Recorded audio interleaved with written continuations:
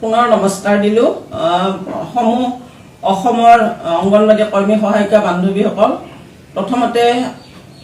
আপোনালোকক সংগ্ৰামী অভিনন্দন জনাইছোঁ লগতে হঠাতে আমি ফেচবুক লাইভত আহিব লগা হ'ল এইটো কাৰণত যোৱাকালি মন্ত্ৰীৰ কক্ষৰ পৰা আমাক মাতা হৈছিলে বিভিন্ন সমস্যা ৰাজ্যৰ ওপৰত আমিতো হাবুডাবু খাই আছোঁ সেইটো কাৰণত আমিও ততাতৈয়া কৰি অসম ৰাজ্যিক অংগনবাদী কৰ্মী আৰু সহায়িকা সন্থাৰ এটা সজাতি দলে মন্ত্ৰীৰ কক্ষত আলোচনাত বহিলোঁ আৰু তাত উপস্থিত আছিল মাননীয় আমাৰ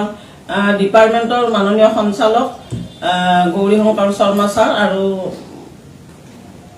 অভিজিৎ সিনহা ছাৰ উপস্থিত আছিল বাইদেউৰ সৈতে গতিকে তাতে আমাৰ আলোচনা হ'ল 1 নম্বৰ আলোচনা হ'ল আমাৰ যি একত্ৰীকৰণ কৰা কৰ্মী আৰু সহায়িকাসকলৰ মানে সেৱাত কিবা বিজুতি ঘটা বুলি মানে উৰা বাতৰি ওলা বুলি কম নে কিয়ে কম এইটোত মানে আমিও বেয়া পাইছিলোঁ যে যদি এইটো হয় তেতিয়াহ'লে বৰ বেয়া হ'ব সেইটো কাৰণত বাইদেউৰ লগত প্ৰথমতে আলোচনা হ'ল যে এইটো কি ব্যৱস্থাত আছে একত্ৰীকৰণ কৰা কৰ্মী সহায়িকাসকলে সেৱা কৰে অলপতে টিভিৰ যোগে কৈছে যে 50% দিয়া হ'ব আৰু কিন্তু গ্ৰেজুৱেশ্যন থাকিব লাগিব বুলি ঘোষণা কৰিছিলে তো এইটো ক্ষেত্ৰত আমি মানে অসম ৰাজ্যিকৰ নেতৃবৃন্দই অলপ ইতস্তবোধ কৰিছোঁ এইটো কাৰণতে আমাক 2016 চনত যিটো ছুপাৰভাইজাৰ নিযুক্তি হ'ল তাতে মেট্ৰিকুলেট ছোৱালীয়ে 10 বছৰ অৰ্হতাত ছুপাৰভাইজাৰ হৈছিল কিন্তু এইবাৰ আৰু কিয় মানে গ্ৰেজুৱেশ্যন কমপ্লিট হ'ব লাগে বুলি প্ৰশ্ন কৰাত তেখেতসকলে কৈছে যে এইটো কেন্দ্ৰৰ নিৰ্দেশনা আৰু কেন্দ্ৰৰ নিৰ্দেশনা আমি নুই কৰিব নোৱাৰোঁ সেইটোৱে থাকিব বুলি ক'লে তথাপিও আজি মন্ত্ৰী মহোদয়ে মানে ডাইৰেক্টৰক কৈছে আমাৰ সঞ্চালক মহোদয়ক যে কিছুমান সৰু সুৰা কথা লৈ এওঁলোকে মোৰ তাতে আহিব নালাগে আপুনি অন্তত মাহত এওঁলোকক এবাৰ মাতি দিব এইটো কাৰণত আমি অলপ আমাৰ ভাল লাগিল যে নহওক আৰু এটা ডাঙৰ কথা আলোচনা হ'ল সেইটো শেষৰ আলোচনাটো হ'ল মাননী বৃদ্ধিৰ ওপৰত মানে আমাৰ ফালৰ পৰা বাইদেউলৈ প্ৰশ্ন নিক্ষেপ কৰা হ'ল যে মাননী আমাৰ কেতিয়া বৃদ্ধিৰ ঘোষণা কৰিব আৰু কিমান কৰিব তেতিয়া বাইদেৱে কৈছে যে অইনক যিমান দিছে চৰকাৰে তাতকৈ আপোনালোকক অলপ হ'লেও বেছি দিব আৰু অহা অক্টোবৰ মাহৰ 2 তাৰিখে ঘোষণা হ'ব ইতিমধ্যে আমাৰ 50 বছৰ হ'ব গতিকে 50 বছৰীয়া হয়তো ICDSৰ জন্ম দিৱসৰ দিনাখনেই এইটো ঘোষণা কৰিব গতিকে একেবাৰে আলোচনা বেয়া হোৱা নাই তাৰোপৰি বিভিন্ন সমস্যা অংগনবাদী কৰ্মী সহায়িকাৰ আছে এই সমস্যা সমাধানৰ কাৰণে আমাৰ অসম ৰাজ্যিক অংগনবাদী কৰ্মী আৰু সহায়িকা সন্থাই যত পৰনাস্তি চেষ্টা কৰি আছে সমস্যা সমাধানৰ কাৰণে লগতে 9 জুলাইত যি দেশজোৰা আমাৰ কাৰ্যসূচী এটা ৰখা হৈছে মই বিনম্ৰতাৰে অনুৰোধ জনাইছোঁ অসমৰ সকলো প্ৰান্তৰ কৰ্মী সহায়িকা বান্ধৱীয়ে আমাৰো দাবী আছে এই দেশজোৰা কাৰ্যসূচীত সকলোৱে যাতে দলে বলে আহি কিনে মানে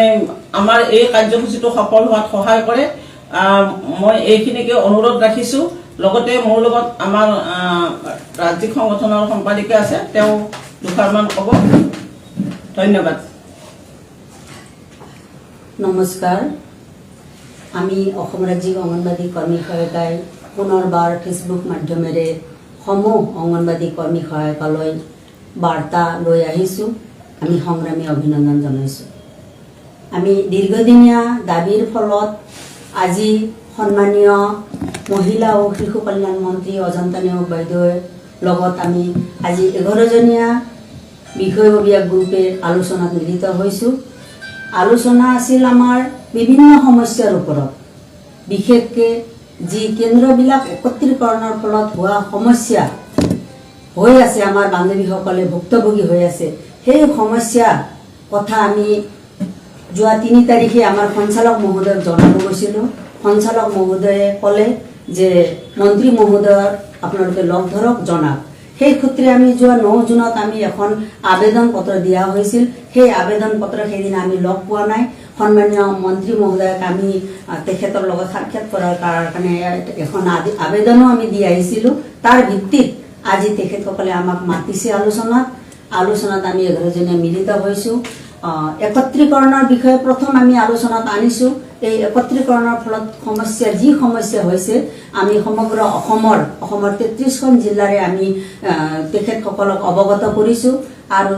এই সমস্যা অতি সোনকালে সমাধান কৰাৰ কাৰণে আমি তেখেতসকলক জনাইছোঁ আৰু তেখেতসকলে কৈছে যে নিৰ্দিষ্টকৈ কোন জিলাত কোন প্ৰকল্পৰ কোন কেন্দ্ৰত আপোনালোকৰ এই সমস্যা হৈছে আপোনালোকৰ ফালৰ পৰা এটা তথ্য দিয়াৰ কথা কৈছে। গতিকে আমি আহ্বান জনাইছোঁ অংগনবাদী কৰ্মী সহায়িকা বান্ধৱীসকল, জিলাৰ নেতৃবৃন্দ, আপোনালোকে যাতে এই একত্ৰীকৰণৰ ফলত হোৱা কেন্দ্ৰত সমস্যাটো যাতে লিখিত আমাক দিয়ে, আমি অতি সোনকালে আমাৰ সন্মানীয় অজন্তা বাইদেউক আমি দিব পাৰোঁ। লগতে সহায়িকাৰ আপগ্ৰেডৰ ক্ষেত্ৰত বয়সৰ সীমা উঠাই দিম বুলি তেখেতসকলে 2017 চনৰ পৰা গাই আছে, কিন্তু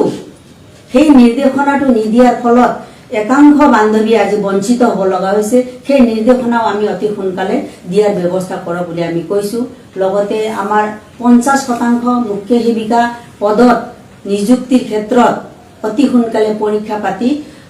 এই বান্ধৱীসকলক 50% পূৰ কৰাৰ বাবে আমি আহ্বান জনাইছোঁ আৰু তেখেতসকলে কৈছিল যে এই ক্ষেত্ৰত BA পাছ বান্ধৱীসকলকে পৰীক্ষাত বহাব আৰু তাৰ ক্ষেত্ৰত আমি আবেদন জনাইছোঁ যে BA পাছ নহয়, আমি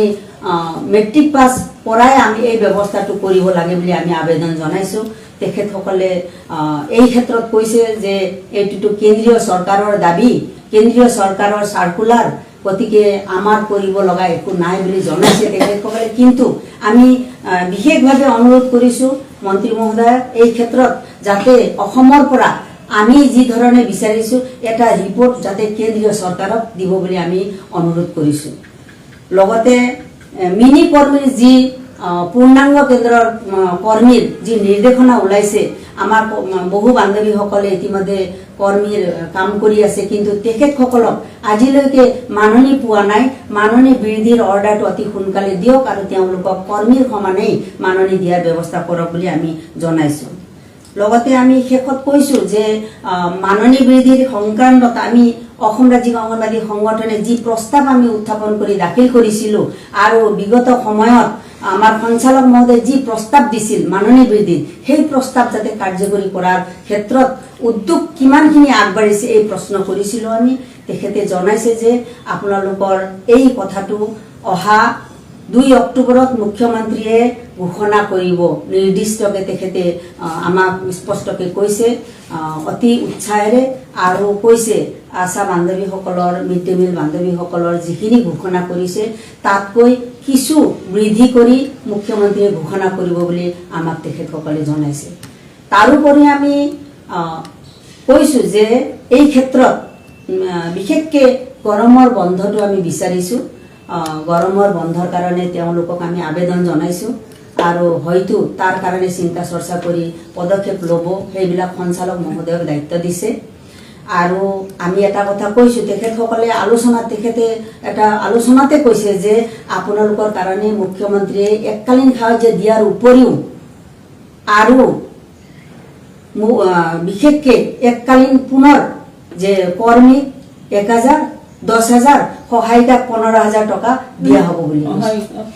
কৰ্মী 15,000 টকা, ক্ষমা কৰিব, কৰ্মীৰ 15,000 টকা, সহায়িকাক 10,000 টকা দিয়াৰ ঘোষণা কৰিছে। সেইটো ব্যৱস্থা কৰিম বুলি তেখেতসকলে জনাইছে। নিশ্চয় সেইটো ব্যৱস্থা কৰিলেতো ভালে হ'ব, আমি ভাল পাইছোঁ। আমি কিন্তু আমাৰ ফালৰ পৰা এটা কথা জনাইছোঁ যে আজি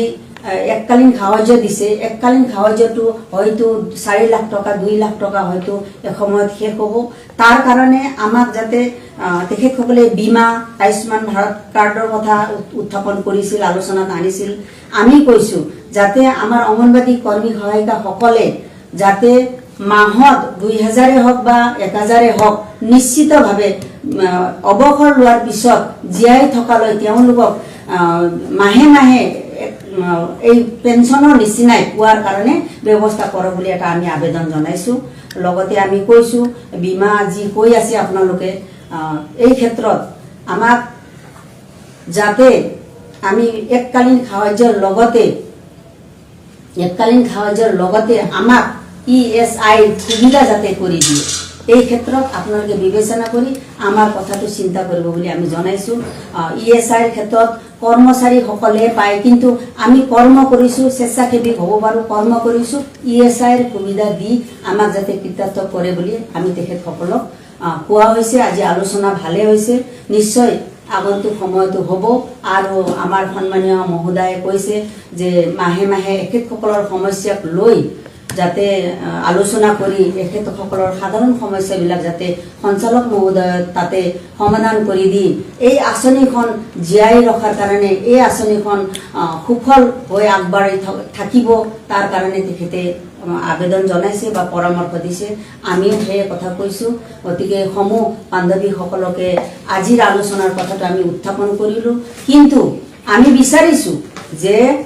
অঙ্গনবাদী কৰ্মী সহায়িকাক নিয়মীয়া কৰ্মচাৰী স্বীকৃতি দিয়া, মাননিৰ সলনি মজুৰি দিয়া, ন্যূনতম মজুৰি 21,000 টকা ধাৰ্য কৰা, সামাজিক সুৰক্ষা প্ৰদান কৰা, কেন্দ্ৰীয় বাজেট বৃদ্ধি কৰা। এই ক্ষেত্ৰত এইটো কেন্দ্ৰীয় চৰকাৰে কৰিব। গতিকে অহা 9 তাৰিখৰ